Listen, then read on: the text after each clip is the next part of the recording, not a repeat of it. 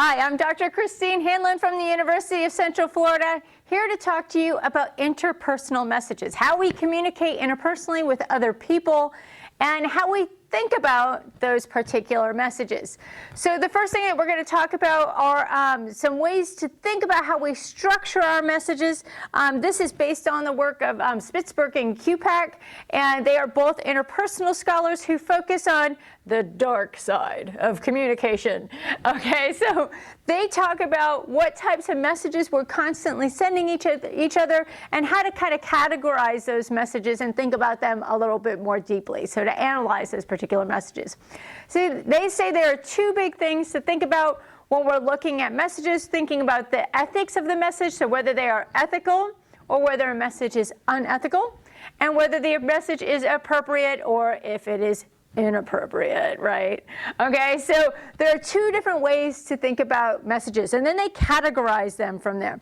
So the first way that they categorize them is they talk about the happy messages.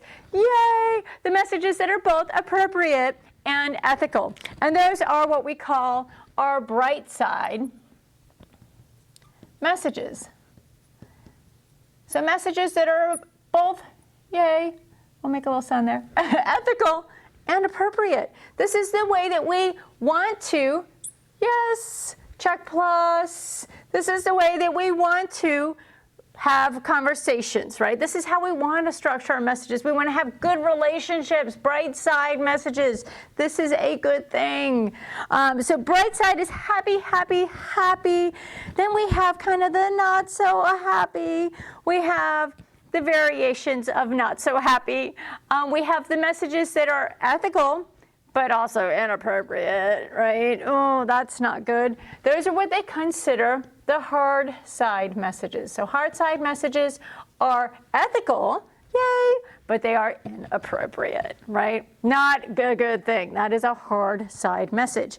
Then they have the easy dark side. So these bottom ones are the dark side messages. The easy dark side messages are appropriate, but they are unethical. So easy dark side, appropriate message, but unethical, right? Not a good thing. So not where we want to be. But where we really don't want to be, like this is like your relationship is going to tank here, is if you send a message that is both unethical and inappropriate.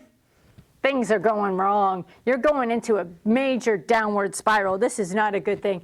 And they call these, they aren't just dark side messages. These are evil dark side messages.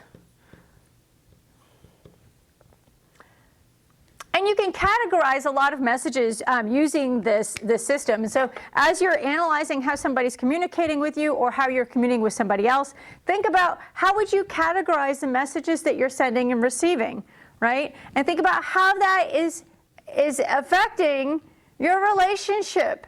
So are you sending all bright side messages? Yay, you're having a good relationship. The other ones, you're starting to kind of hurt your relationship in a lot of different ways. So you want to think about those particular messages. Now, I will say that we do have ethical considerations, right? You have to consider other factors. Students always come up with, well, how about this situation? Ethical factors do come into play, and ethics do change over time. Obviously, we are going to lie in certain situations. If you are in a war-torn situation, like if you're hiding Anne Frank, you may have a lie that you're telling, which in many ways would be considered unethical, but the overriding, it's ethical because you're doing the right thing. There are situations that we have to think about, intricacies. Not everything is as cut and dry as this. We also have to take into cultural factors and other factors in consideration as we're thinking about this. But this is kind of a neat way to think about our messages.